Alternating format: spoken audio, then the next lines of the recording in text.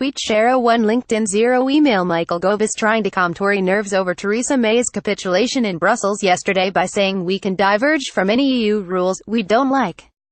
This is nonsense. The chief Brexit Ayatollah either doesn't know what he's talking about or he is being dishonest. The Prime Minister's deal spells out that the whole UK may have to agree to alignment of a huge raft of our rules with those of the EU. That makes a mockery of the slogan, "Take back control." So how come Gove has signed up to it, describing it as a breakthrough in today's Telegraph?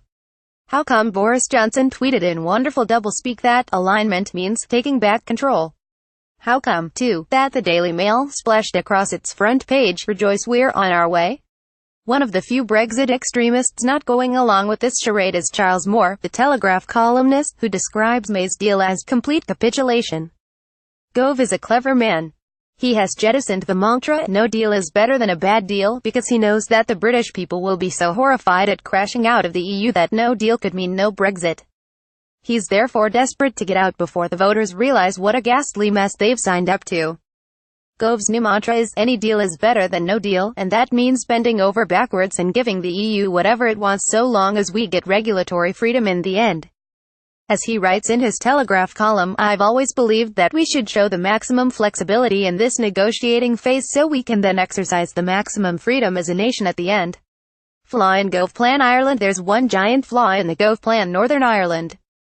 In order to keep the border with the Republic of Ireland open, the Prime Minister has had to agree alignment of our rules with all those EU regulations relevant to North-South cooperation in Ireland and the Good Friday Peace Agreement.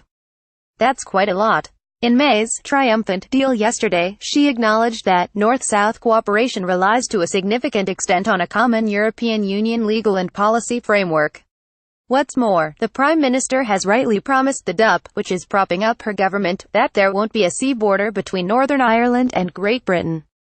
So how can Gove sign up to a policy that promises to turn us into eunuchs, meekly following EU rules ad infinitum without a say on them?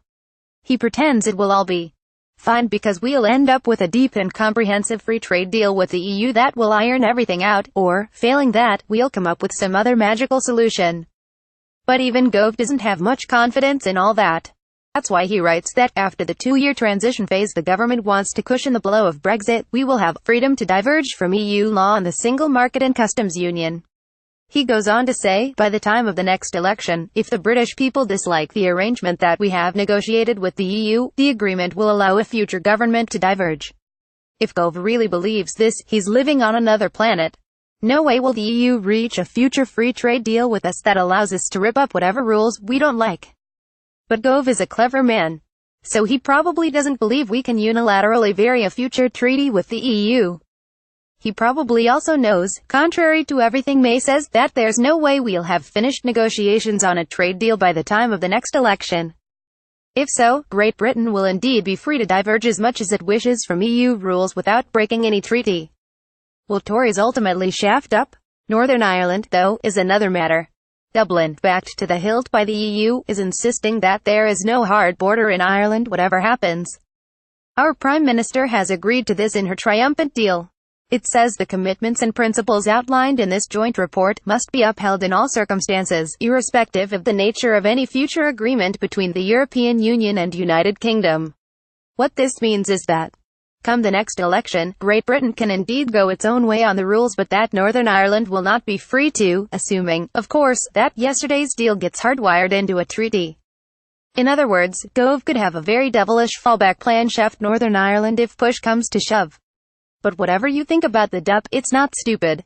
It knows that after the next election, it's unlikely to hold the balance of power in Parliament.